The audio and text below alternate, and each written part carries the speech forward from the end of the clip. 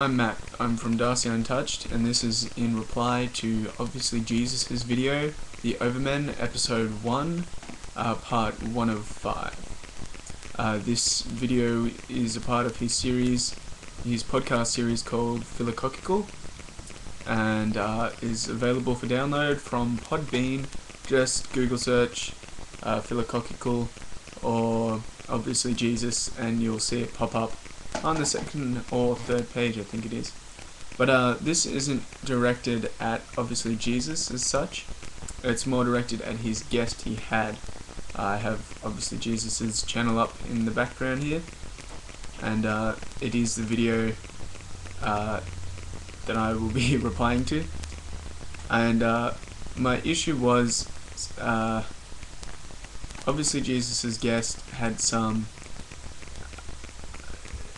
wild claims, I think, and I would like to ask him what was going through his head at the time, because the way I understand them to be, they are wrong.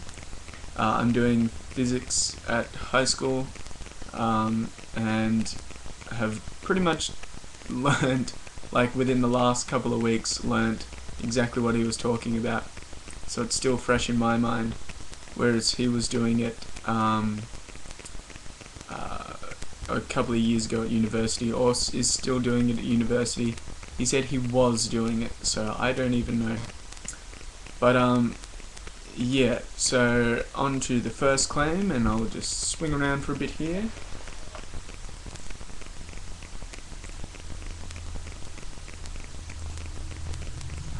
By my very broad definition, basically everything that has a sort of motion, it's not just chemical energy, I'd say it's more energy in itself, just kind of a transition through time. Existence in itself is life, by my definition almost.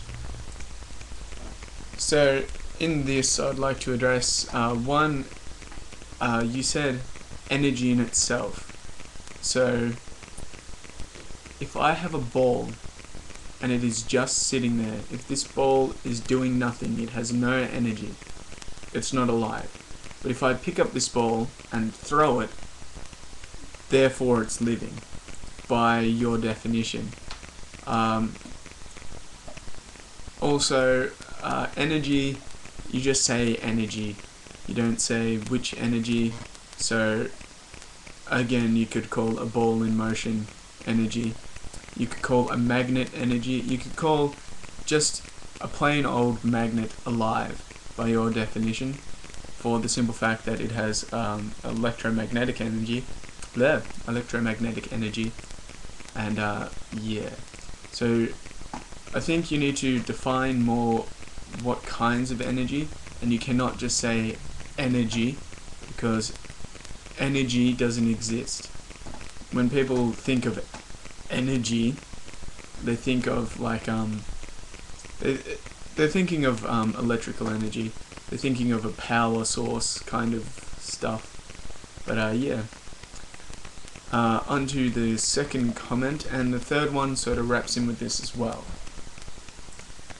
I've actually read that empty space, the space in between, from basically the center of one atom nucleus, so like let's take hydrogen for instance, the space between the proton and the electron in your average hydrogen atom will actually have more energy. The empty space contains more energy than the nucleus and the electron in themselves. There's more energy in nothingness than in physical matter.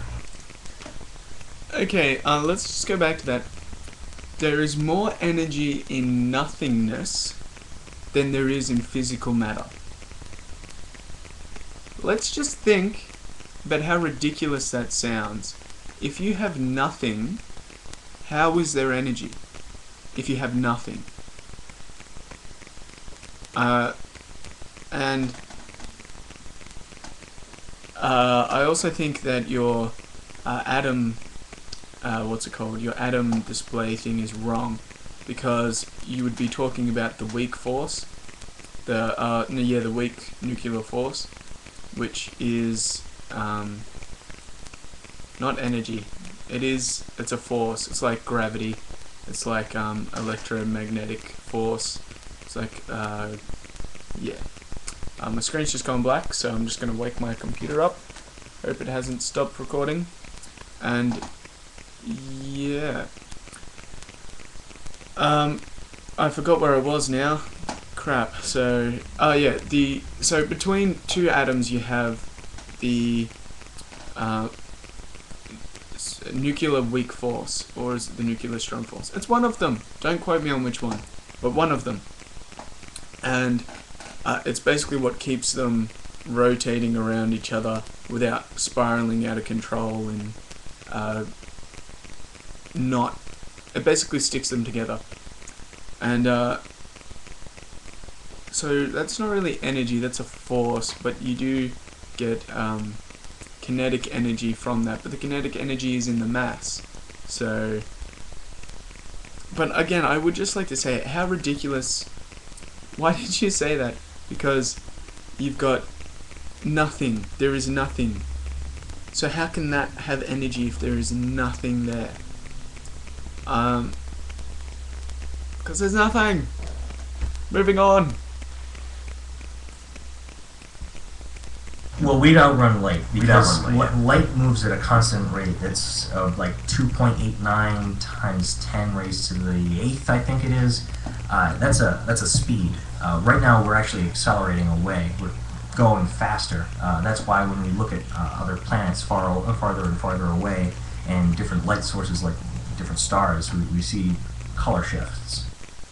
I have an issue with this, and that's you cannot move faster than the speed of light. It has been explained to everyone since they were a child that the speed of light is the only constant. The only constant in the entire universe is the speed of light. You cannot change it. Well, I think it does change when it dips or something like that. It does something like that, I don't know. But basically it stays at the same speed, and I'm not sure if you gave the right speed, but I'm pretty 100% sure I would not give the same speed. I would not give the right speed, so I'm not going to give it. But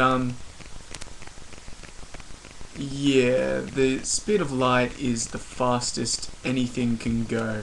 Once you start to travel at the speed of light, you become infinitely long, you become infinitely small, and you become infinitely dense. So you end up being so long that you just span, and you become so dense that you weigh nothing, and you become so small that you can't even be seen. So traveling faster than that is kind of ridiculous, because if you're already infinitely small and then you go faster than the speed of light, how does that work? If you're already infinitely long, infinitely small, and infinitely dense, how can you become more so as you travel faster? So I think you should maybe have thought that through a bit more. Remembering, I am 16 and I've only done I've had an interest in physics since I was about 12, and I did a bit of quantum physics in my spare time and all of that sort of jazz. Watched crap loads of TV shows, and am now doing physics in high school. To my knowledge, everything I have said makes perfect sense, and if you look at the comments I make, it's all in capitals, because I was like, oh my god, what an idiot! How can he be saying these things? So obviously Jesus, I say sorry to you, because I think you're great. I love you, Jesus. I love you so much. Your guest, the next 3, 4, and 5, I quite enjoyed. 2 I had some issues with. I can't remember what they were, but yeah. And I hope to see more videos from you, and I hope to see more videos from your guest. Although I hope that he listens to some of the stuff he's saying, or explains to us why he is saying what he is. This video's just hit 10 minutes, and I can't be bothered editing. That's why this is a direct upload. And hope to see more videos from you. Jesus. See you later.